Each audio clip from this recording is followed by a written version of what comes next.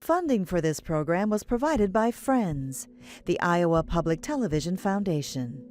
Generations of families and friends who feel passionate about the programs they watch on Iowa Public Television.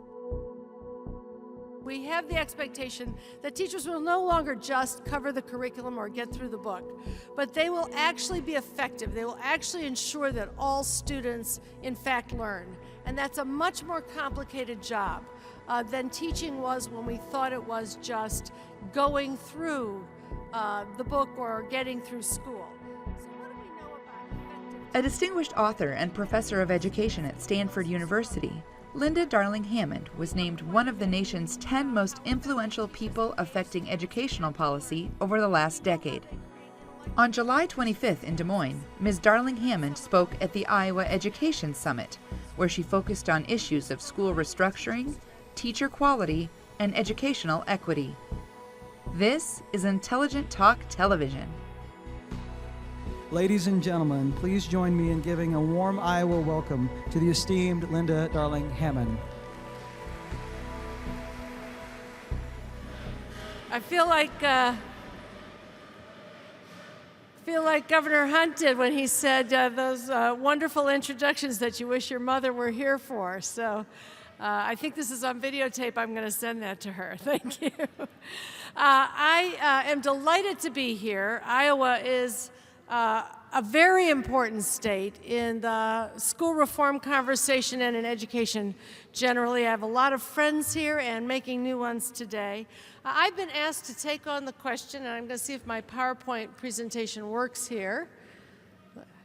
Is it coming up? Okay. Let's see if we can get back to the beginning of it. Somehow it's coming in the middle. To talk about how to support effective teaching. There's been a lot of conversation today about the importance of honoring the teaching profession, the importance of developing successful and effective teachers. And I just want to start with something that everyone who's here who's ever been a teacher knows, which is that teaching is the most challenging work there is. It is the profession on which all other professions depend. Anyone who is somebody became somebody because of a teacher. And the challenge of teaching is embedded in not only the things we've been talking about today, the status and salaries and working conditions and all of that, but the very act of learning is complicated and unpredictable. And because great teachers understand the learning process, they're able to help students start from very little understanding to levels of high performance. And I just want to illustrate that for a second because I collect these things. I'm a former English teacher. And I want to illustrate this learning process with the process of learning from metaphors. And now let's see if I can get this to work again.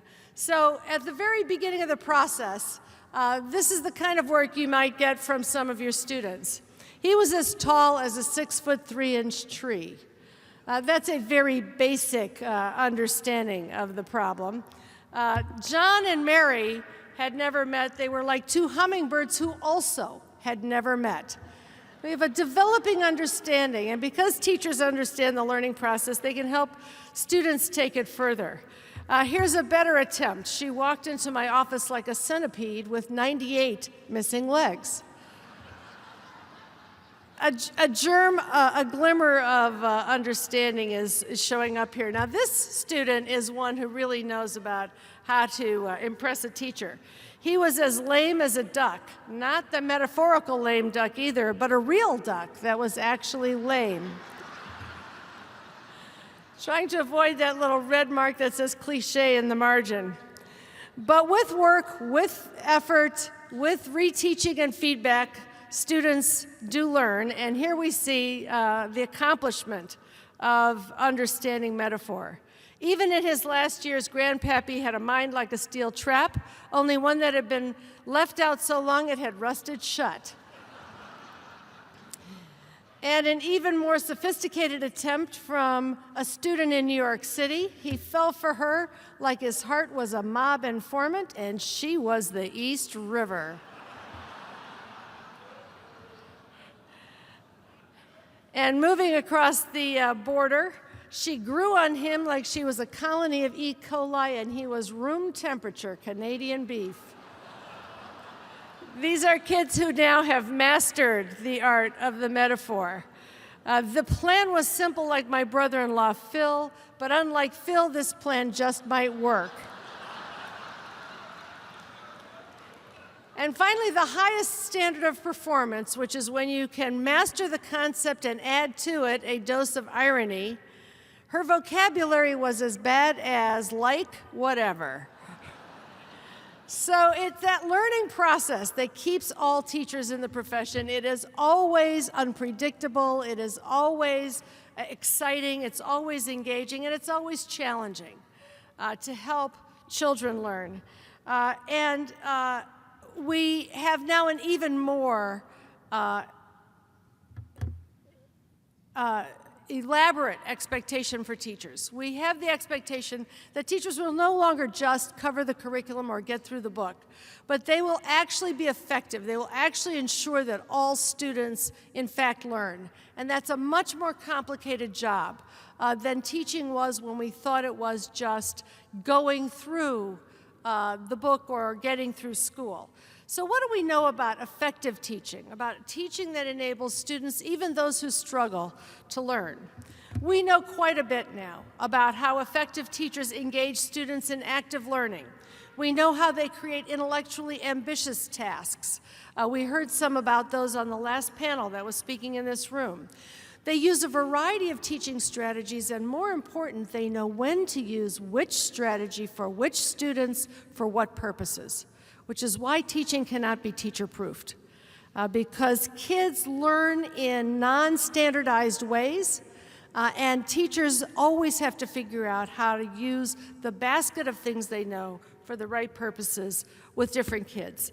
They assess student learning not just to give a test and give a grade, but in order to adapt teaching to students' needs, to allow students to learn from their work. They create effective scaffolds and supports. They figure out if you're going to do this task, here are all the things you need to have in place to get there.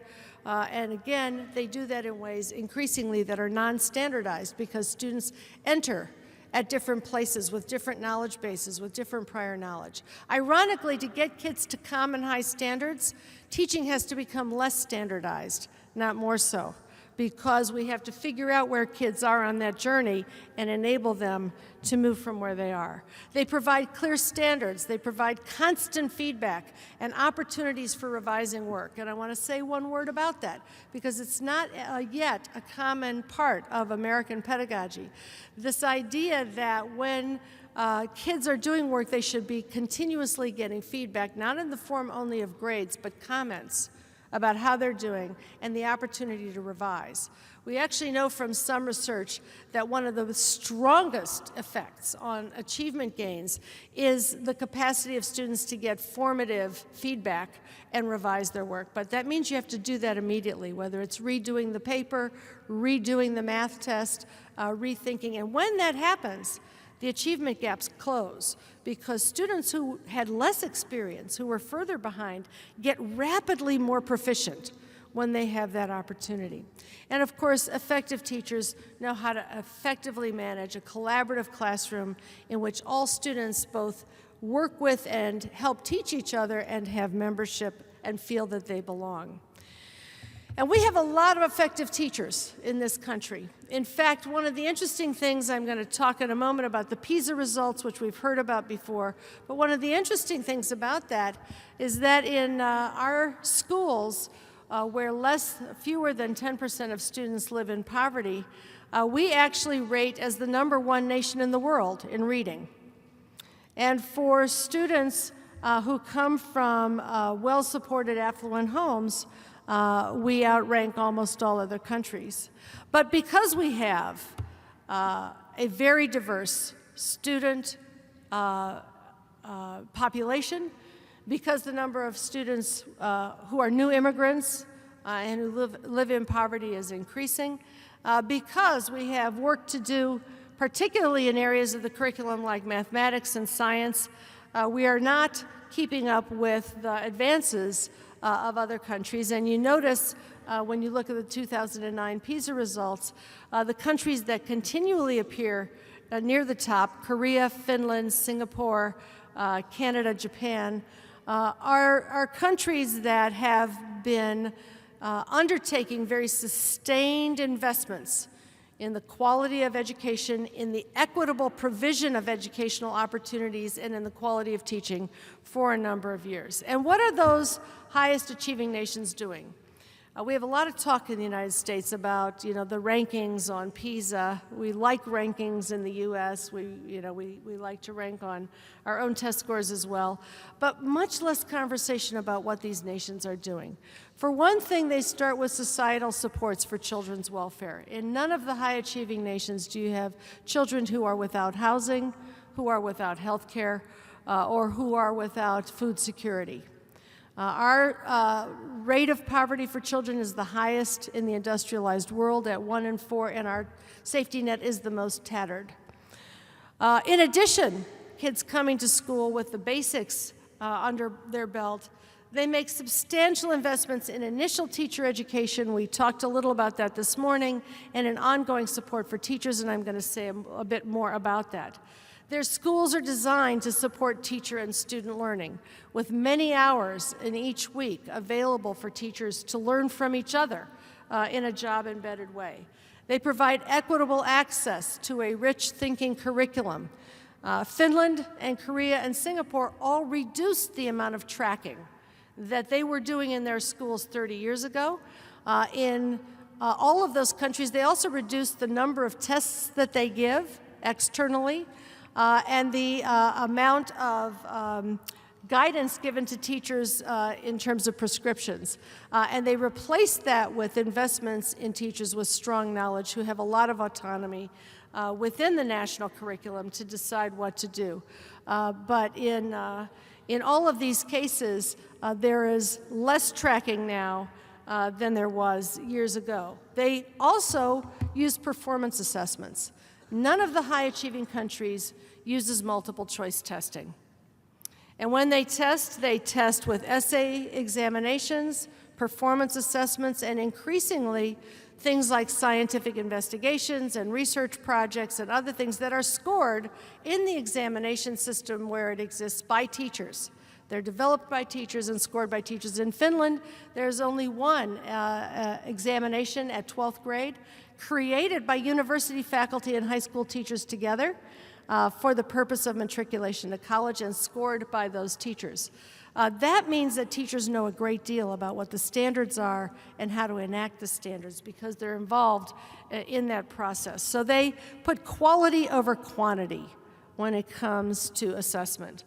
And finally, they provide equitable resources to schools. Schools are funded equally, and they may, in many cases, add money for those that serve high-poverty students. We do the reverse. There's a 10-to-1 ratio in spending between the United States' highest and lowest spending districts, about a 3-to-1 ratio in most states, and we spend most on the children of the most affluent parents. We have that part backward. But what are these nations doing in terms of professional learning opportunities? In extensive initial preparation. We've talked already about how Finland may be viewed as one of the models for that. If you went to teacher preparation in Finland, you would get a graduate level preparation for teaching for 2 to 3 years, completely at government expense, with a salary while you're training. You would learn a great deal about how to teach special education students, because that's a major part of the curriculum, because the idea is if you can teach students who struggle to learn, you'll be able to teach virtually everyone. And they made that bet, and that bet has really paid off. You would have at least a year's worth of training in a model school attached to the university. Now, there are many universities in Iowa that have created professional development school relationships. They've created relationships with model schools with the same idea in mind and are moving in a very productive direction in that way. And you would have the opportunity to learn a great deal about formative assessment and performance assessment because that is the job of teachers. Beginners uniformly in countries around in high-achieving countries have intensive mentoring, and they offer these sustained learning opportunities where teachers get to engage in lesson study with one another. How many of you here have had experience with lesson study in any way? Some of you have. That's great. Where we build a lesson together. If I was going to teach fractions, you would help me develop my lesson.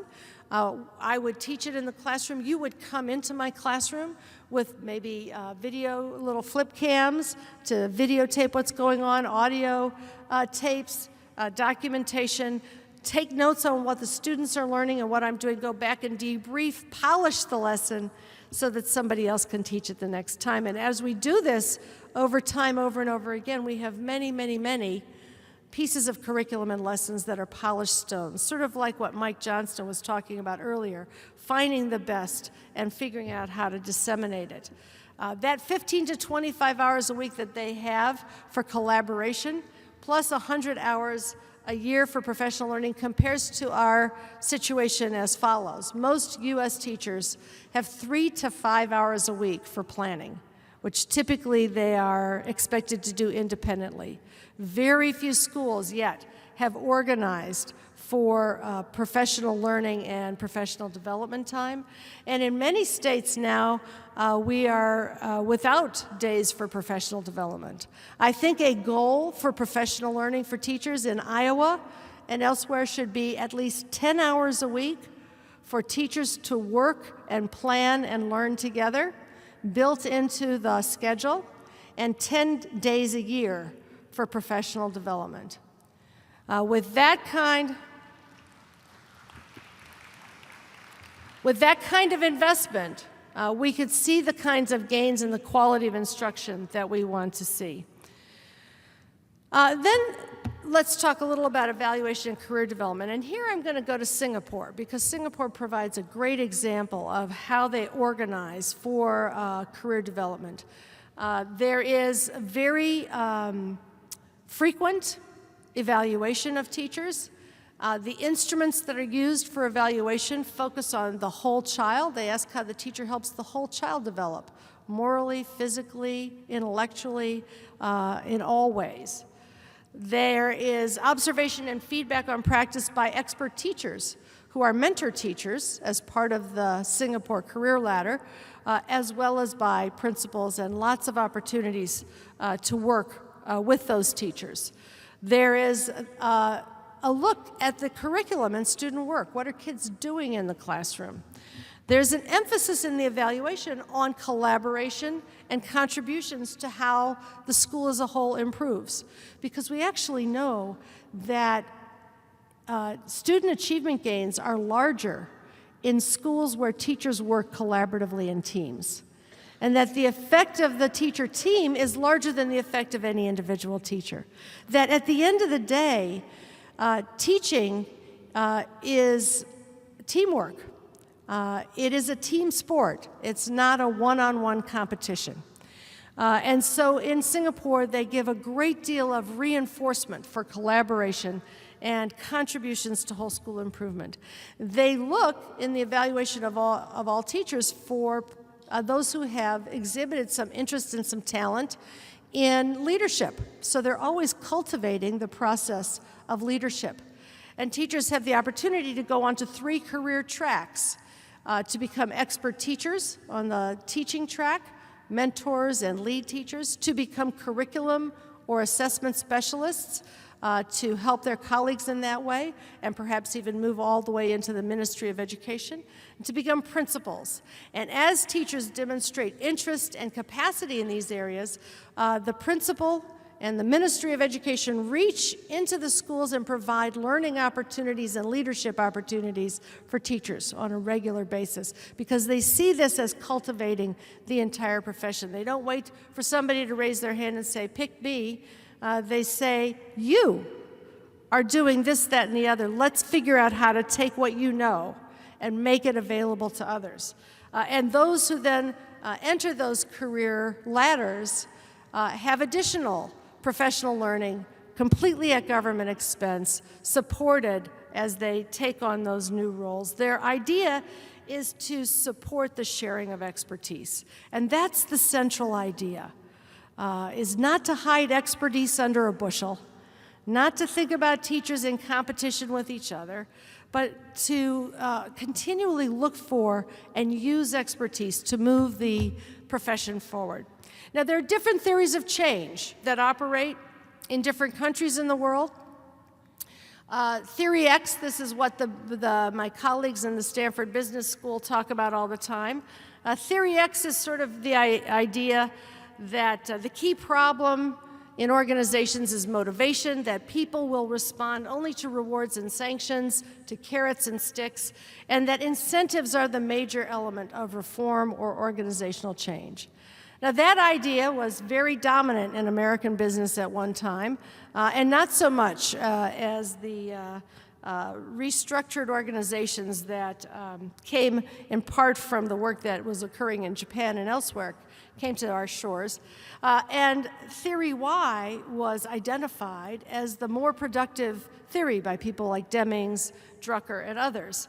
Theory Y advocates believe that the key problem is learning, that most people want to be competent, that they will respond to information about how to succeed in doing their work, and that investments in knowledge and capacity are the major elements of reform. And this is definitely the approach that guides the highest achieving nations in terms of the ways that they're developing teaching. The key differences in reform approaches can be surfaced if we ask these kinds of questions. With respect to teachers and teaching, do policies develop and share expertise, or do they foster lower skills, higher turnover, isolation, and the remote control of teaching? With respect to standards, curriculum, and testing, do standards and curriculum emphasize higher order thinking, or do they emphasize memorization of content? Do assessments ask students to produce high-quality work, or simply answer multiple choice questions? By the way, I don't know if any of you have had the experience of going to work and having a piece of paper on your desk with a set of 10 questions, each of which has 5 options, and after you've filled them in, you can turn it in and go home because your work is done. There is no job that functions like that. The things that we have to do in college and career readiness are be able to frame and solve problems and access resources and communicate and collaborate. And in fact, the assessments in high-achieving countries focus on those things, which helps them develop the kind of teaching that focuses on those things. Are teachers involved in assessment design and scoring? Which is true in all of the nations that I showed you on the top PISA lists. Because that's how they ensure that they develop strong curriculum and teaching. With respect to accountability and improvement, are assessment results used primarily to improve teaching or to rank, reward, and punish schools and teachers? Do policies foster competition or collaboration among schools and teachers? In fact, when we had the International Summit on Teaching in New York a couple of months ago, that Secretary Duncan mentioned this morning and that has been mentioned by others since, the Singaporean Minister of Education talked about their evaluation system, which does, in fact, have allocations of compensation associated with the career ladders and so on. But he made a very strong point of saying that they never rank teachers or calibrate them numerically, that they use the assessment results to ensure continual learning and greater collaboration. And we found that incentives alone do not improve outcomes. We've got 3 recent studies, 2 of them experimental gold standard research, that have found that annual bonus pay for individual teachers allocated competitively based on student test scores has not improved student achievement. For all of the hope notwithstanding, there was an experiment in Nashville and one in New York City, both of which found no gains in achievement from that practice. The New York City experiment has since been ended. And in Portugal, a similar policy was found not only not to improve student learning, but to reduce student test scores. The students in the parts of the country where test-based compensation was put most firmly in place lost ground relative to those in the part of the country where this was not used. And the economists who did the study basically made the hypothesis that because teachers were engaged in competition with each other, they failed to collaborate. They failed to share what they knew with one another. And as a consequence, the sum total of their work was less. At the same time, investments in teacher knowledge matter a lot. We've got research in a number of states, including North Carolina and New York most recently, finding that we get strong learning gains when teachers have a strong academic content background and are high-ability college students, when they've had quality preparation prior to entering, when they're certified in the field taught, not teaching out of field, when they're experienced, and when they have the skills that are measured by national board certification. And in combination, these skills in the North Carolina study predicted more of the gains in student achievement than race and parent education combined. That's a huge effect, and policies ought to seek to ensure that teachers have access to these skills. What doesn't work is reducing preparation for teaching. And we've had some conversation about the different kinds of routes and pathways into teaching. And one thing that we found from an experimental study that Mathematica ran is that some of the higher coursework alternative routes into teaching compete relatively well with traditional routes. But those that actually lowered coursework for teachers, that said there's less for you to learn, had such a negative effect on student achievement that students lost achievement between fall and spring when they were taught by those teachers. So we have to be very careful that we're providing the kind of training that actually does enable teachers to make progress with students. So what does work? Learning opportunities that are focused on practice, like national board certification. Governor Branstad, Governor Hunt, and others have spoken to the importance of board certification. There's evidence that it works at the individual level to identify effective teachers, but also to help develop greater effectiveness among teachers. Some schools have now begun to use board certification school-wide with all of their teachers and have experienced very dramatic achievement gains for students using this as a turnaround strategy for the school as a whole. Getting teachers together to look at videotapes of their practice, to look at student learning in relation to their practice, to problem solve around a diagnostic approach. In places like Palm Desert and Phoenix, Atlanta, we've seen extraordinary turnaround of schools by doing this work school-wide. And I think it comes back to the point that anything we can do for teachers individually to improve their knowledge is likely to be more powerful if we can do it in collaboration, if we can do it for teachers as a whole. The career ladders that have been developed to enable leadership roles for accomplished teachers in programs like the Teacher Advancement Project that have a very highly developed teacher evaluation system have produced similar kinds of gains.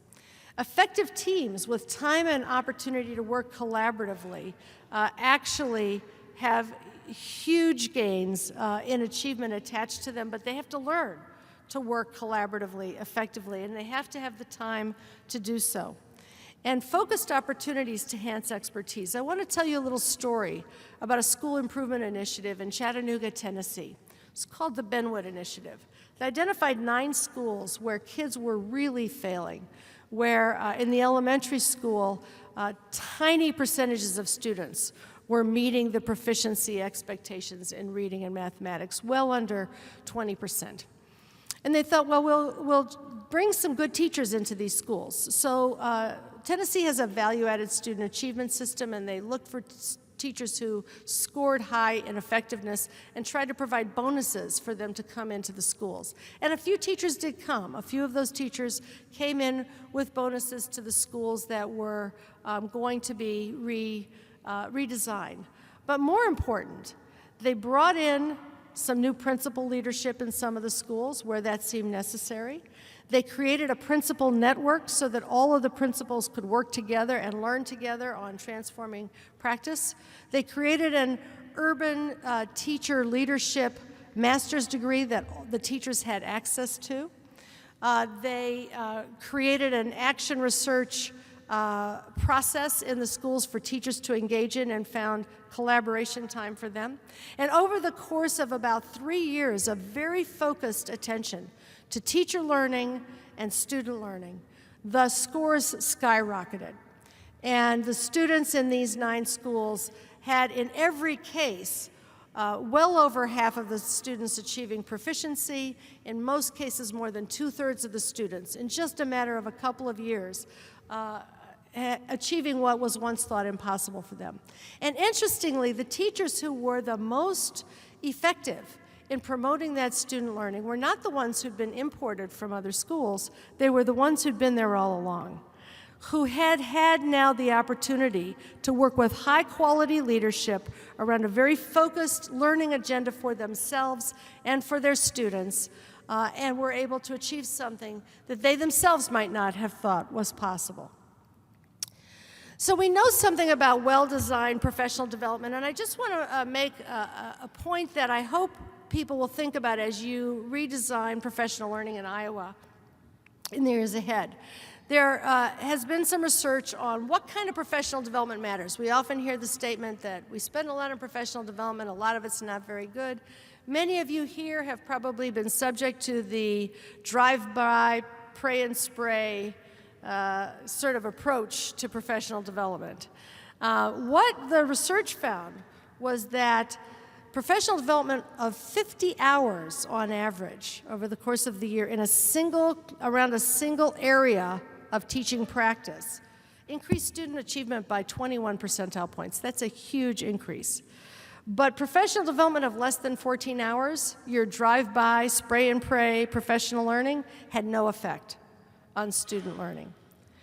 We know that those kind of professional learning opportunities that matter are focused on learning specific curriculum content around the students that you teach in a sustained way with coaching and modeling and observation. But very few U.S. teachers get this opportunity. Most teachers, 90%, participate in 1 to 2 day workshops. Well under half get the kind of professional development we know that matters. Only 15% of U.S. teachers say that they work in a school which has strong collaborative effort. And what about Iowa? How is Iowa doing in helping teachers learn? Well, we did a national study. We looked at the survey data across the country. And in fact, Iowa is #1 in the nation in support for beginning teachers. You should take some pride.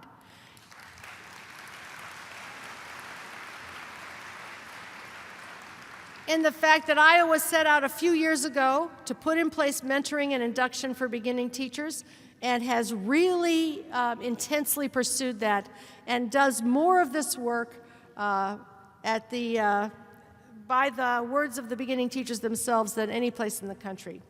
And there have been strong increases in access to professional development on reading. But Iowa's access to professional learning is less than the national average in most other areas, and only 13% of Iowa teachers report that there's a strong collaborative effort in their schools. So that's even less than the national average. How many Iowa teachers get at least 16 hours of professional development in some of the key areas that they care about? A little under half in content areas, about 1/3 in reading instruction, about 8% in special education, an area where teachers routinely say we want to learn more and we need to know more about how to teach kids who have a wide variety of learning strategies. About 7% with respect to the use of computers, about 6% in classroom management, and only 3% in teaching English learners. I think this is part of the agenda that Iowa has ahead, is how to think about how to provide these professional learning opportunities in ways that will be effective for teachers in the school and in the classroom.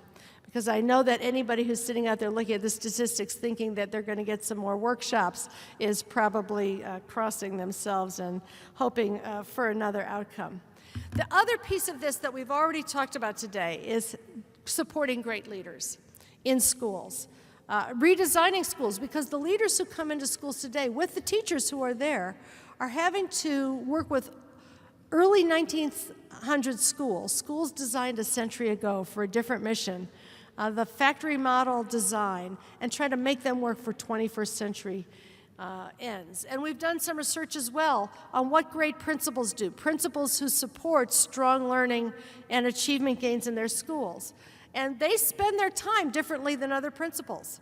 They spend their time building professional learning communities, fostering teachers' professional development, providing instructional feedback to teachers, and helping other teachers be in a position to provide that feedback as well through peer observation and reciprocal observation, working with teachers to improve teaching practices using data to monitor school progress, identify problems, propose solutions, redesigning school organizations so that they have that embedded time for teachers, so that there are stronger relationships between adults and kids over time, so that advisory systems are in place, and facilitating student learning beyond the test, because we actually know that those who teach to the test do less well than those who facilitate the kind of authentic learning that goes well beyond the test.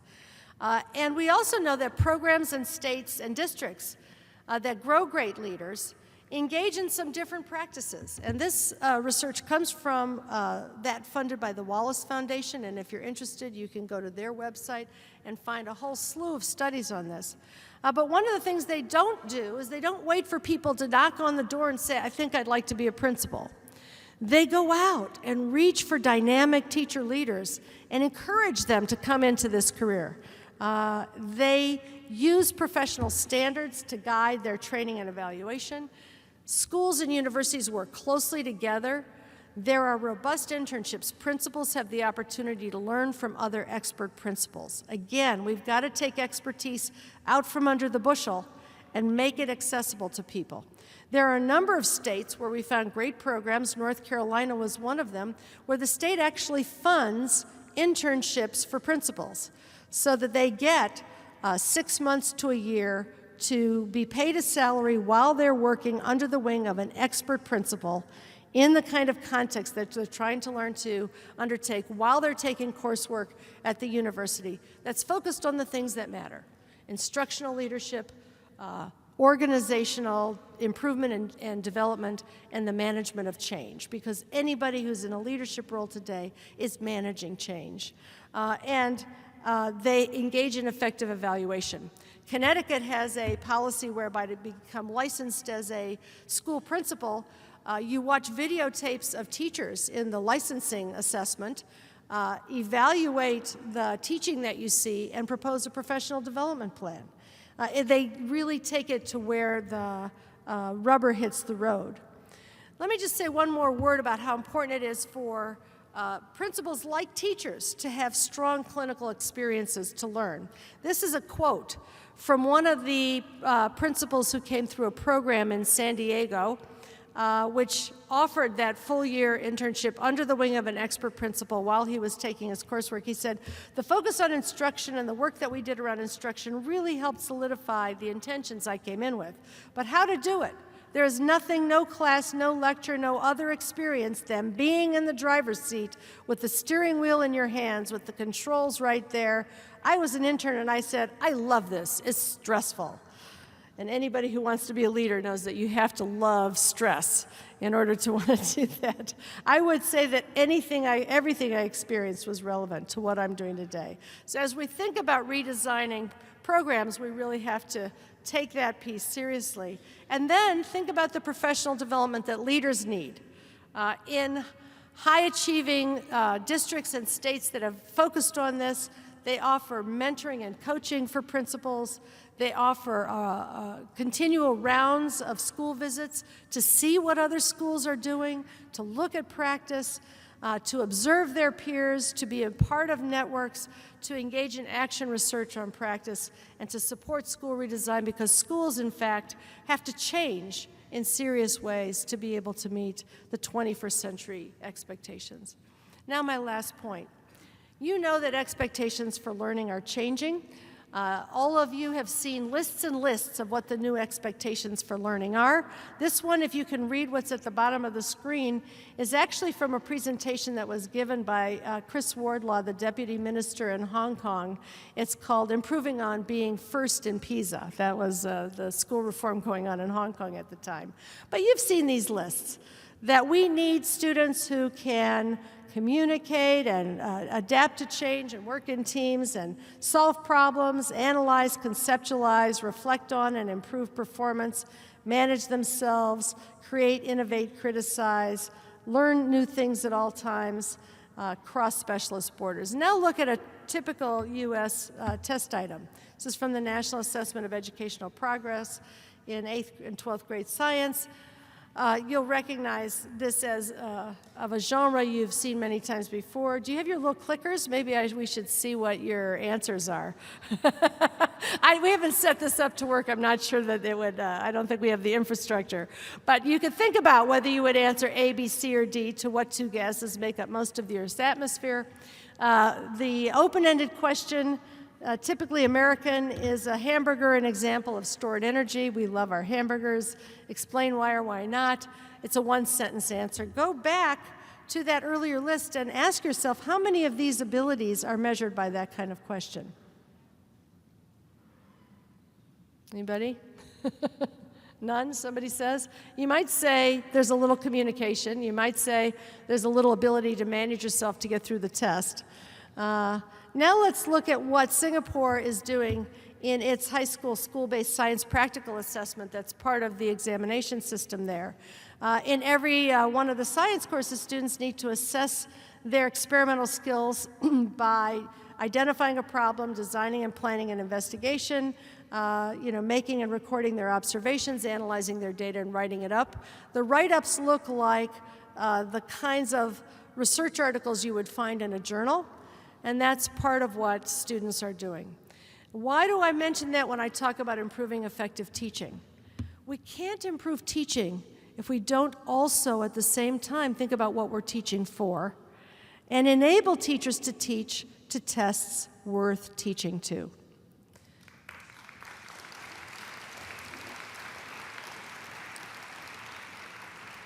And in Singapore, where teachers are involved in helping the examination board create these assessments, all of which, as I said, are open-ended essays, there are oral assessments of language proficiency, there are scientific assessments, there are research papers, and so on.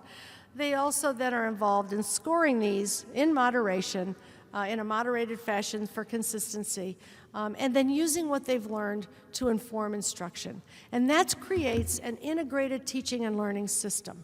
And at the end of the day, that's what we really need. We can't have tests coming in brown paper wrappers secretly and going back out to be scored by machine that have very little to do with the curriculum that teachers are trying to teach, that are uninformative to the evaluation and feedback that they're getting, that are disconnected from the professional development and preparation that they're getting. We have to bring it all together.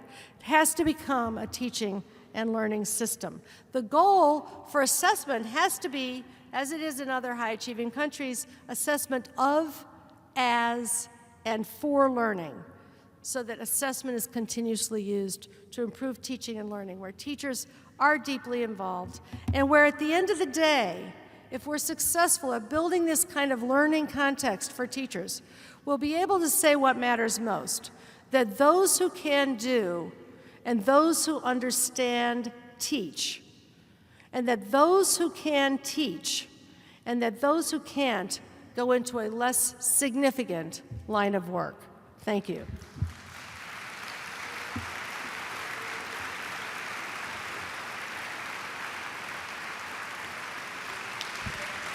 Thank you. Well, thank you, Linda Darling-Hammond. As always, a tremendous presentation, inspiring to all the educators and hopefully everyone in the room. So thank you for your talk today.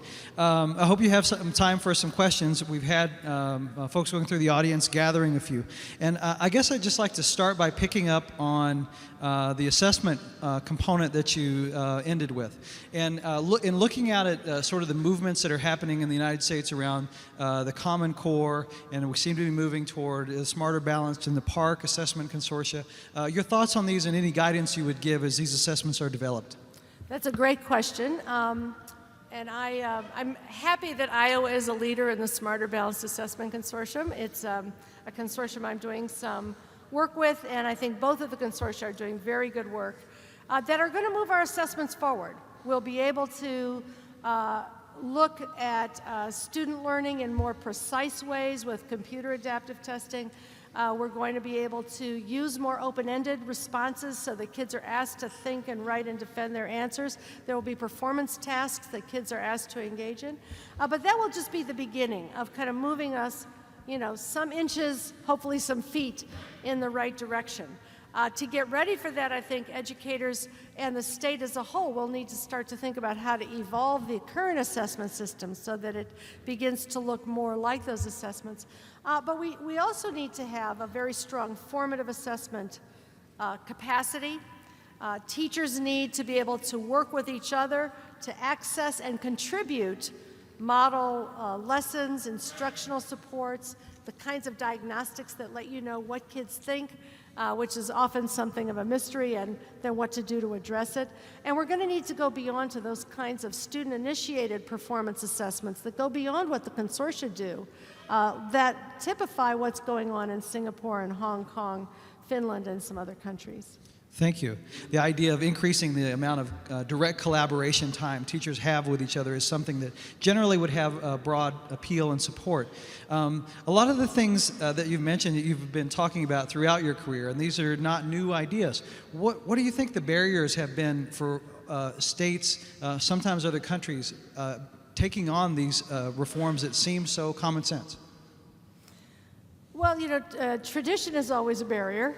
We do things the way we have always done them. And in our system, which has local school boards and state school boards and legislatures and lots of people involved, everybody has had the experience of being a student. And everybody has an image of what school should be like.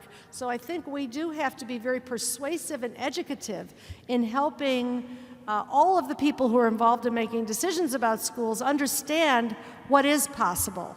What might be done, where we can move, and how it will be successful. We do have an obligation to go to the research and say, has this worked? And where has it worked? And how would we make it work? So I think that certainly is part of it, is just persuading people that it is possible and desirable to make certain kinds of changes. The other thing that's really important is persistence. One of the problems in the United States is that we have a tendency to engage in what I call popcorn reform. We do this for a while, and then we stop doing that, we do something else, and we stop doing that, we do something else.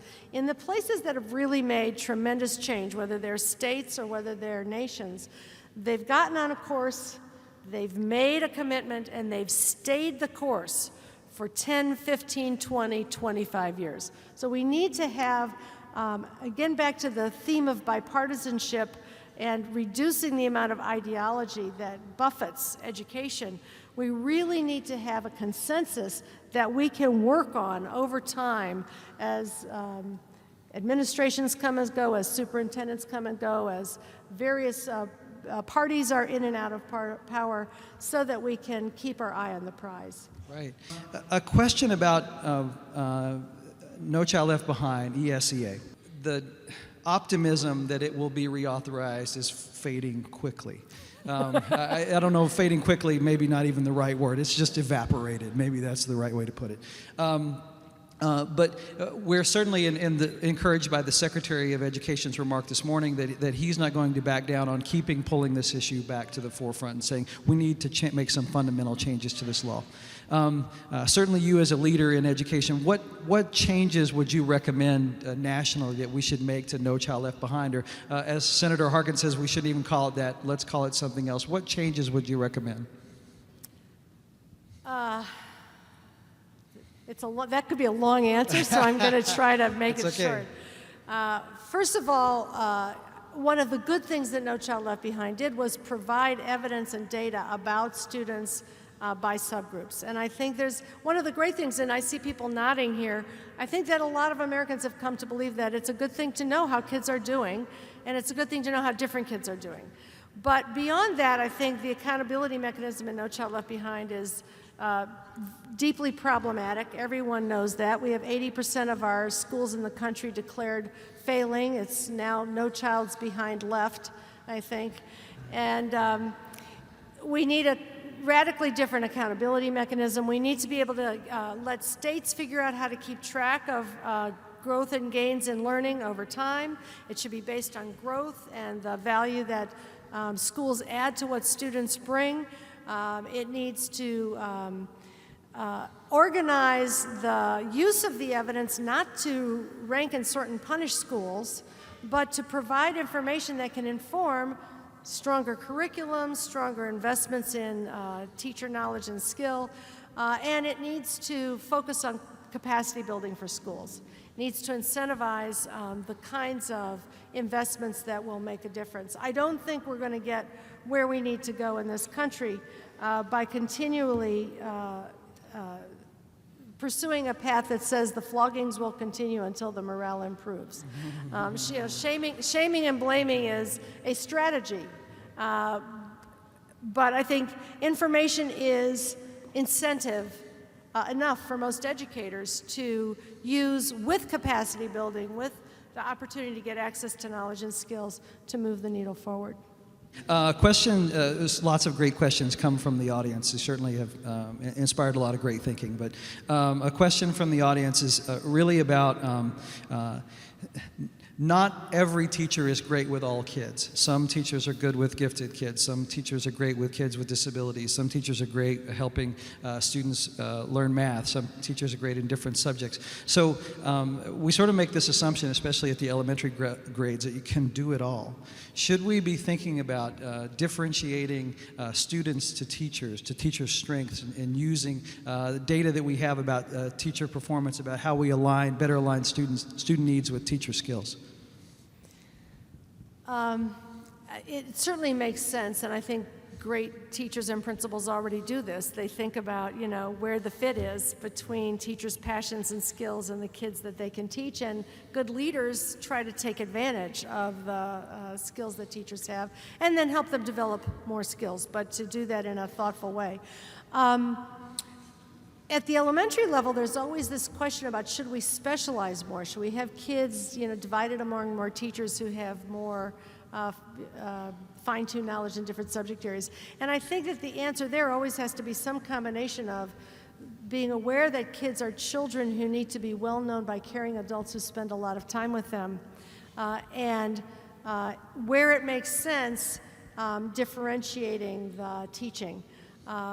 But in general, one has to, I think, particularly in the early years, favor relationship. And even in the later years, I think we haven't given relationship enough of its due in organizing how teachers work with kids. And we've given departmentalization more of its due. We actually, in the United States, our kids see about twice as many teachers in the course of their school career as kids in many other countries do, because they tend to stay with teachers for more years. Over time, they tend to teachers often are prepared to teach 2 or 3 subjects at the secondary level, so they see their kids more often. And the relationship is part of what carries us through. So yes, absolutely, we should differentiate and try to be sure we have the match, but also we should try to be sure that kids have strong relationships over time with caring adults in schools. I'm wondering about, there's a question from the audience about educator efficacy, and I'll sort of unpack that because we may not have folks that know what that means, but it's really the belief that you can have an impact on student learning, that you can be efficacious, you can do something to help kids. How do we grow that in the educator workforce, or is it already there and we just need to nurture it? So maybe you could talk about that issue a bit. I think that's a great question. How strong the effects of looping are for teachers staying with the same kids for more than 1 year. How many of you have had that experience as a student, a teacher, a parent of a child being able to move with a teacher for more than 1 year? Very extraordinary gains. In the Tennessee class size study, which found that smaller class sizes made a difference for student achievement, they had to take out the classes where the same teacher was with the same kids for 2 years because the increase in achievement was so large that it contaminated their ability to make a judgment about class size reduction. So, when we think about what are the strategies that will allow teachers to be more effective, some of it's what teachers know and can do themselves. Part of it is the context they're in. Do they have enough time with students to build the relationship, to know them deeply, to be highly efficacious and effective? So part of getting teachers to be more efficacious is putting them in school contexts which support teaching and learning and strong relationships. And there are a lot of things about school designs that we could change that would make teachers more efficacious in their work. Being sure that teachers get to teach in the content area where they're prepared.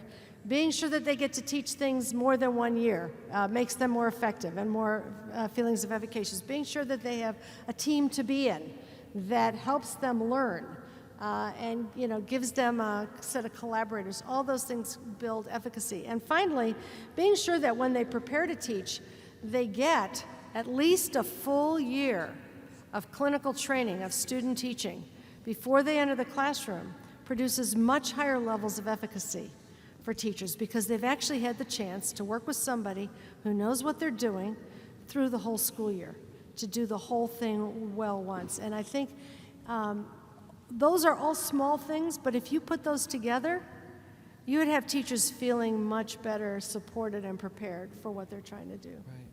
Right. Our state board here at our last state board retreat, and I would, as a shout out to them, a tremendous leadership here in Iowa across the whole state, but the State Board of Education really has shown a lot of courage in stepping out and taking on some issues that others have been afraid of. One of the things that they asked me about was how do we involve parents and community leaders in more effective ways in schools. So maybe you could touch on that very briefly.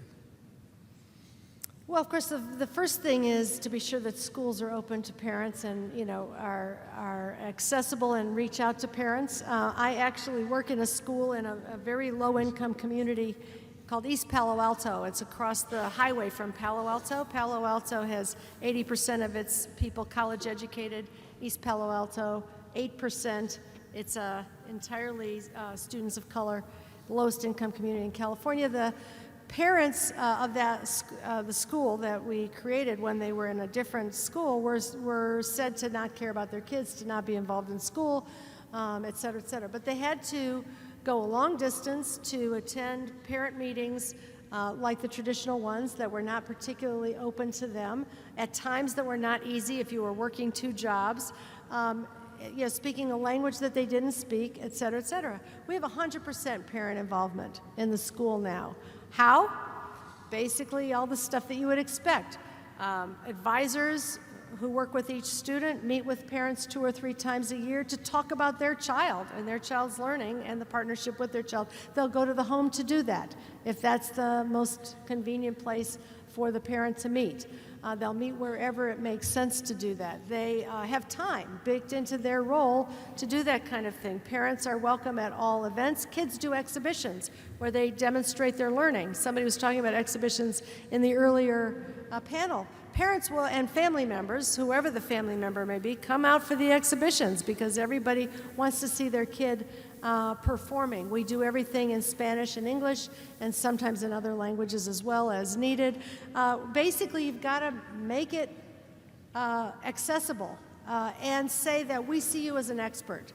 We see you as a partner. We're going to learn from you how to serve your kid better, and we're going to do this together.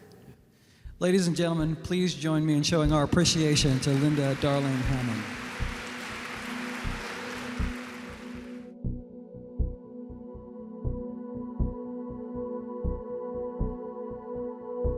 Funding for this program was provided by Friends, the Iowa Public Television Foundation. Generations of families and friends who feel passionate about the programs they watch on Iowa Public Television.